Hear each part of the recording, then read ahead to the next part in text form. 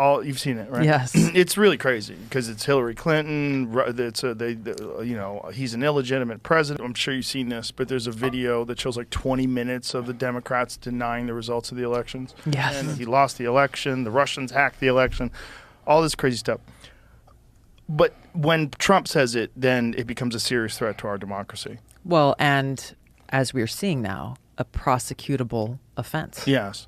Is in your eyes to say to question well, the it's one of the election? things that he's being charged with. Oh wow!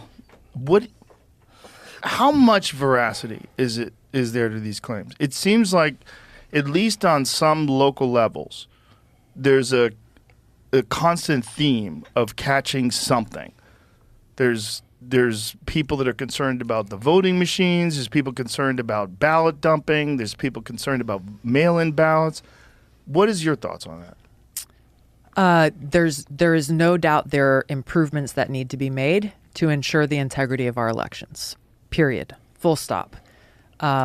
This is something that I sought to address while I was in Congress with a very, very simple piece of legislation that would have said, or that would have implemented federal funding for each state to require either a paper ballot or a paper record of an electronic vote that's cast. That way, if there are any questions about the integrity of the election or the vote count, you would have the ability to conduct a paper audit of that election.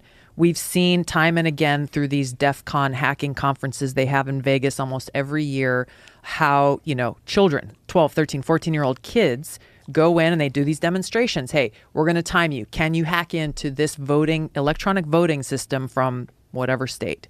And these kids are able to hack into these systems within minutes. Kids.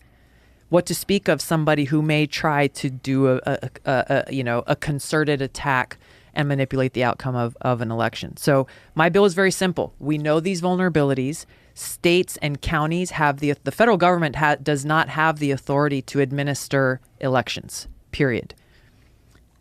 That is run by the counties and the states, and that's why the laws are very different in how they choose to do it. So my bill said, okay, well, there is funding that the federal government provides to these counties and states to administer these elections.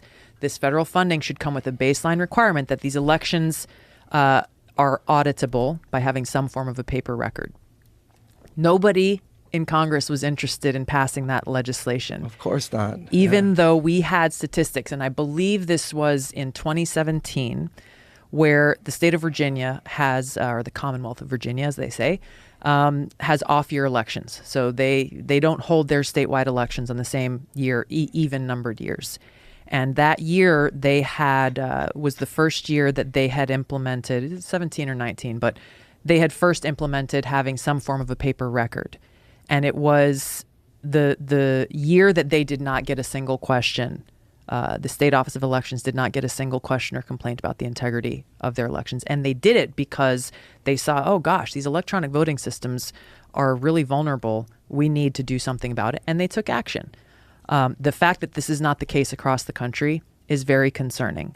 It is concerning that you see so many of the Democrat elite dismiss people who merely ask questions about voter fraud. Well, no, it doesn't occur.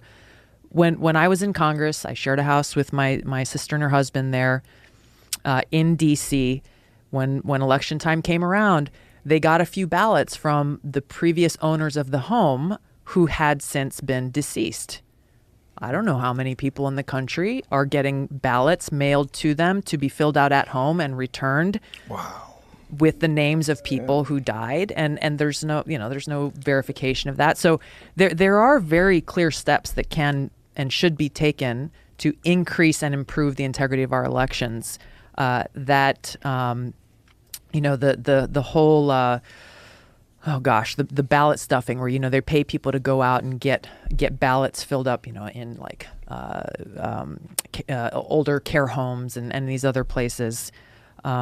There are a lot of questions around that process and ensuring the integrity that need to be addressed. But even if you won, let's say you did win, even though you don't know, say you won. What forces the news to tell the truth of who won? Why does CNN, Google, like you said, it's been curated, and Fox and all these people, there's nothing that holds them to that they got to tell the truth. What we need is the press conference. So if the guy doesn't tell the truth, he's incriminating himself right there. He works for the government. I'm sure he has to have signed some kind of oath, whether civil or criminal liability, that he has to tell the truth and then have all the news. Well, that was the case. Just if that was the case, they had to tell the truth. Like, they would be in a lot of trouble. Like, just imagine just the war in Iraq, just the weapons of mass destruction, just the Russia collusion scam that they talked about forever.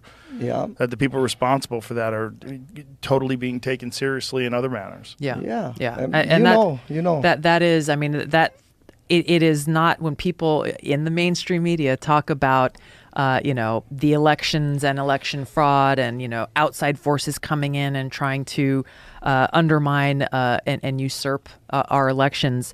They obviously never talk about themselves and how much propaganda they put out to create this facade of a democracy where essentially they work with the power elite in Washington from one party or another, and they basically decide, hey, here's the people that we're okay with voters being exposed to. These are the acceptable people, and here's the people who are unacceptable to the elite, and therefore we got to destroy them. And this is what I went through when I ran for president in 2020, the Democratic primary. From the very first day I announced through the entire campaign, it was already decided that I was not a candidate that they found acceptable. We are seeing and so they did everything they could to discredit and smear and media Hillary blackouts Clinton was and all saying this. You were a Russian asset. Exactly, and no member of the media ever said, "Oh, really? What evidence do you have of that?" Right. They just they repeated the line over and over and over again, and it worked. People believed it. Yeah. And you're seeing the same thing happening now with RFK. They decided, hey, this guy is speaking way too much truth, and so we're going to do everything we possibly can to block voters from hearing him, and we are going to try to smear and discredit him with lies so that if they do hear him, they're not going to believe what he says. Yeah. Hey, woman. Since your man ain't got no heart, why don't you go to my apartment tonight? I'll show you a real man. There you go. What? Fuck you.